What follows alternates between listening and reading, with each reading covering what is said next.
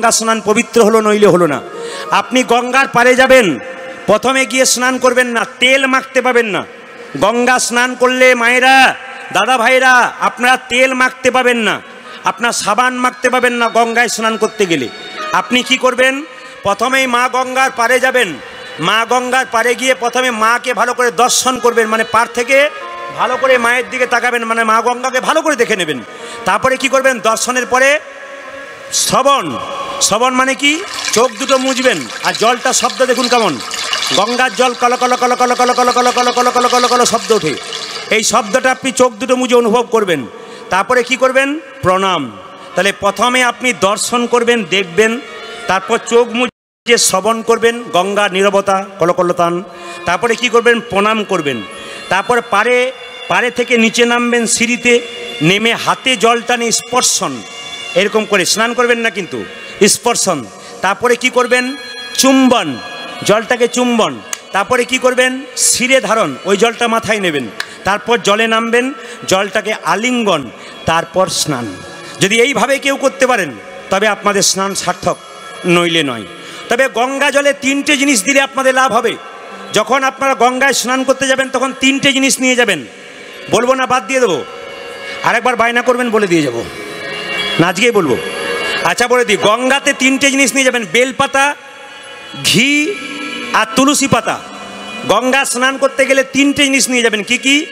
বেলপাতা, ঘি আর তুলসী পাতা। এবার বলবেন লাভটা কি?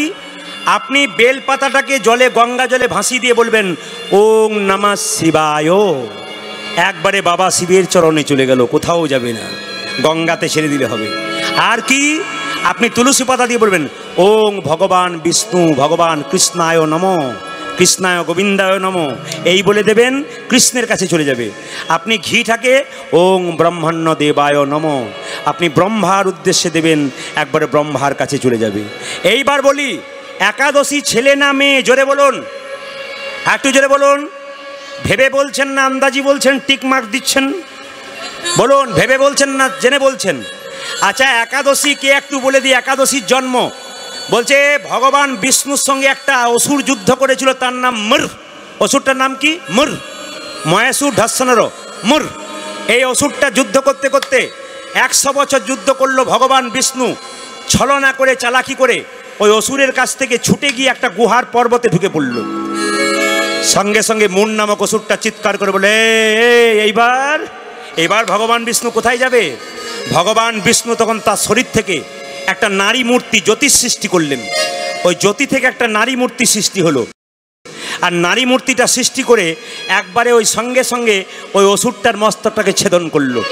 ভগবান বিষ্ণু মেয়েটাকে বলল, বারে মেয়ে, তোর তো ক্ষমতা অনেক, আমি পারলাম না, তুই ওই অসুরটাকে মেরে ফেললি। মেয়েটা তখন কেঁদে কেঁদে বলল, হে প্রভু, তুমি আমাকে অপমান করছো কেন? আমি তো তোমার শরীর থেকে তৈরি, তোমার শক্তিতে শক্তিময়ী, আমি তো তোমার শক্তিতে ওকে মেরেছি। সঙ্গে সঙ্গে ভগবান বিষ্ণু বলল, বল বল তুই কোথায় থাকতে চাস? সঙ্গে সঙ্গে মেয়েটি বলে উঠল, আমি যখন মহিলা রমণী হয়েছি আর আমি কোথাও যাব না, একটা জায়গায় থাকব, আমি পৃথিবীতে থাকব, আমার নাম হবে একাদশী। আমার মধ্যে যে আশ্রয় নিতে পারবে 15 দিনে একবার, তার বৈকুণ্ঠ প্রাপ্ত হবে। আমার মধ্যে যে 15 দিনে একবার আশ্রয় নিতে পারবে, তার শরীর সুস্থ থাকবে। মানুষ তো রাগ করে 3 দিন খায় না, এগুলো যদি আপনি 15 দিনে একদিন করতে পারেন, দেখে নেবেন আপনাদের বাড়িতে কি মঙ্গল হয়। শুধু একবার আরম্ভ করুন। আপনারা জোরে বলুন, সবাই আরম্ভ করবেন তো? না, আজকে হরিবাসরে কৃষ্ণের কাছে কথা দিয়ে যাবেন যারা, তারা পরবর্তী একাদশী শুরু করুন। 2-4 জন বলছে আর বলবেন না, খিদেতে আমি থাকতেই পারি না। না, একদিন হাত তুলুন, পারবেন তো? বলুন, বেশ জোরে বলুন, রাধা রানী কি? একটু জোরে হবে, শ্যাম সুন্দর কি? পাওয়ার কমছে নাকি? মদন মোহন কি? বাবা, হরিবাসর কি? সাধুগুরু বৈষ্ণব কি? যাদের ঘুম আসছে তাদের কি? মানে আমি পরীক্ষা করে দেখলাম যে এরা কত ডুবে গেছে। আমি কি বলছি ওইদিকে নজর নেই। বেশ একবার হাততালি দিয়ে হয়ে যাক তো।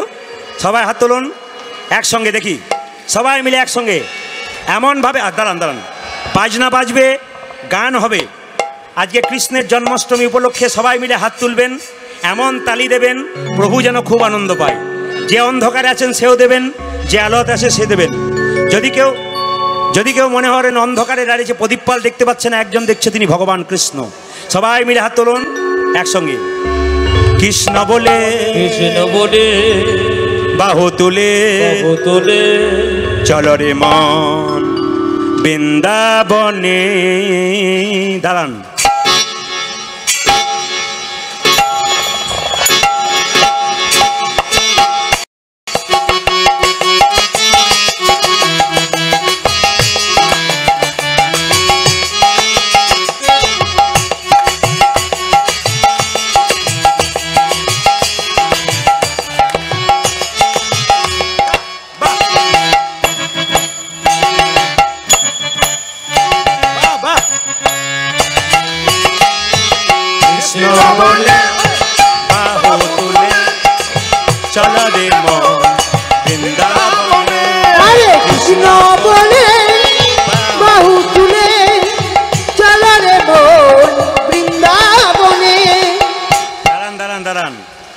আমি 10-15 হাজার মানুষ দেখতে পাই, আমার এই দুটো চোখে গোবিন্দ শক্তি দিয়েছে।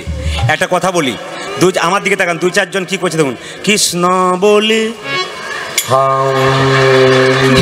কি দুঃখ করছে, না এত দুঃখ কিসের? হ্যাঁ, হাত তোলন।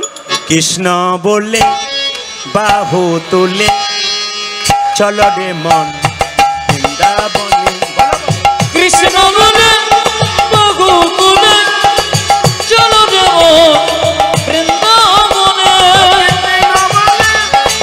বাহু তুলে চলো রে মন বৃন্দাবনে। এই নামে নেই কোনো ক্লান্তি, এই নামে নেই কোনো ভাবনা, এই নামে নেই কোনো চিন্তা, এই নামে নেই কোনো ভাবনা, এই নামে নেই কোনো চিন্তা, এই নামে নেই কোনো ভাবনা, এই নামে নয় কোনো চিন্তা, এই নামে নয় কোনো ভাবনা।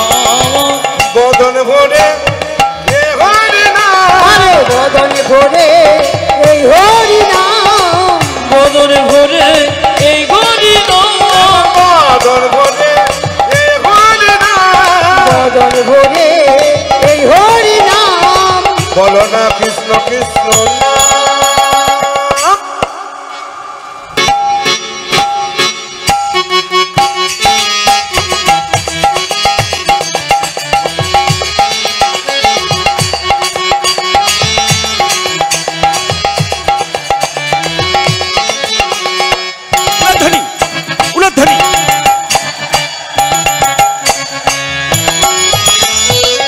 এই নামে নেই কোনো ক্লান্তি, এই নামে আছে শুধু শান্তি, এই নামে নয় কোনো ক্লান্তি, এই নামে আছে শুধু শান্তি, এই নামে নেই কোনো ক্লান্তি, এই নামে আছে শুধু শান্তি, এই নামে নেই কোনো ক্লান্তি, এই নামে আছে শুধু শান্তি। বদন ভরে এ হরি নাম, বদন ভরে এই হরি নাম, বদন ভরে এই হরি নাম, বদন ভরে এ হরি নাম, বদন ভরে এই হরি নাম। তোমরা কৃষ্ণ কৃষ্ণ বলো না। হাত তোলন।